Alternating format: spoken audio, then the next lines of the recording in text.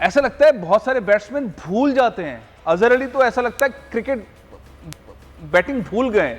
ऐसा क्या है, ऐसे क्या गैप है कि हम T20 से निकलते हैं और उसके बाद जब टेस्ट में आते हैं तो एडजस्टमेंट में बड़ा टाइम लगता है?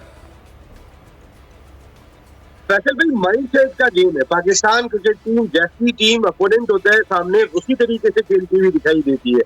अगर बांग्लादेश के लिए कई सारे की प्लेयर अवेलेबल ही नहीं है, ना शकीब खेल रहे हैं, ना तमीम इकबाल खेल रहे हैं, ना सोमिया सरकार खेल रहे हैं, एक लाइन महमूदुल्लाह इस टीम का हिस्सा नहीं है, तो उनके एक्सपीरियंस प्लेयर्स तो है ही नहीं।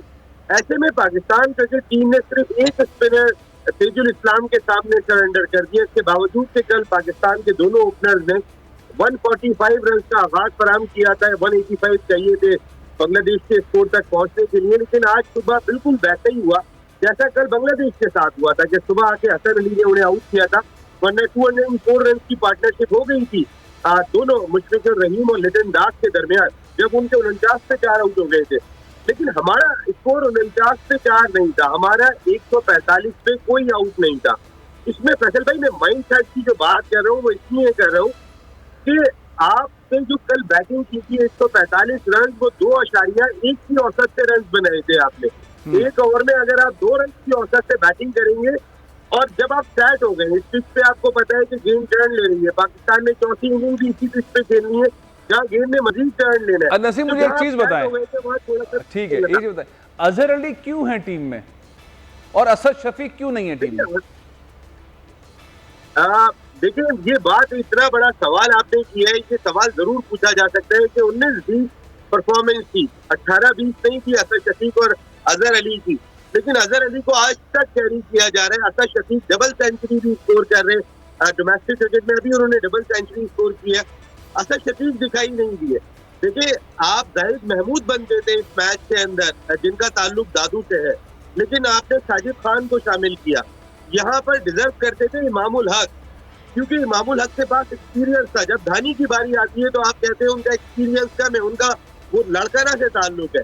लेकिन अब्दुल्ला शकीब ने 50 रन जरूर स्कोर किए, लेकिन यहाँ तो इमामुल हक डिजर्व करते थे। आपने इतना एक्सपेंड किया भाई, आप जाके वो इम्प्रूव कर गए, लेकिन आपकी पसंद नापसंद का सिलसिला खत्म होने का नाम नहीं ले रहा। और ऐसा लगता है जाहिद महमूद जो दादू से ताल्लुक रखते हैं, अच्छा, अब भी रमीज राजा के आने के बाद भी पसंद नापसंद का मामला चल रहा है। मैं समझ रहा था कि रमीज राजा जब आएंगे तो ये सियासत पसंदीदगी खत्म हो जाएगी और मेरिट पे चीजें हो रही होंगी। असद शफीक तो क्वालिफाई करते हैं हर एंगल से, उनको टीम में न ले जाके नुकसान नजर आ रहा है, नुकसान टीम के अंदर वो स्ट्रेंथ नजर नहीं आ रही। फैसल साहब, असद शफीक को आज से बाहर नहीं किया, वह आज असद शफीक को टीम से बाहर किए हुए तकरीबन 1.5 साल हो गया है। जिस वक्त मिसबाह हक ने चार्ज संभाला था, उसके थोड़े अरसे के बाद ही असद शफीक टीम से बाहर हो गए थे, लेकिन अजहर अली जिन्हें उन्होंने ओडीआई का कप्तान भी लगवाया था, वो टीम से आज तक बाहर नहीं हुए, चाहे उनकी परफॉर्मेंस कैसी भी हो।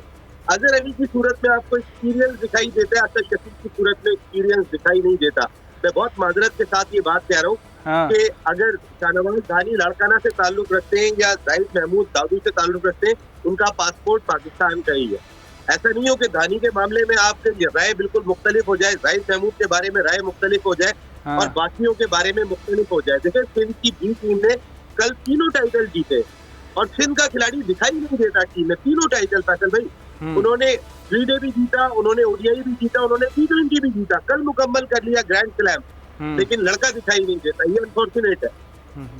अच्छा, एक चीज और बताएं, आबिद अली को जरा डिस्कस करते हैं। उनकी शानदार सेंचुरी, बहुत कॉन्फिडेंस के साथ खेले, ऐसा लग रहा है कि वो अपनी फॉर्म को वहीं से कंटिन्यू करते हैं जहां उन्होंने आखिरी मैच खेला था।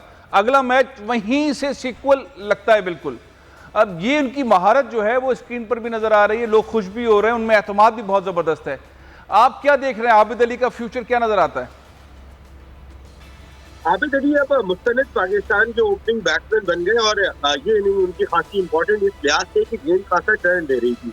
ओपनिंग बैट्समैन ज्यादातर नए बॉल को खेलता है, फास्ट बॉलर्स को खेलता है, लेकिन उन्होंने अपनी इनिंग को जिस तरह ड्राफ्ट किया अगेंस्ट स्पिनर, ये एक बड़ी चीज थी कि आबिद।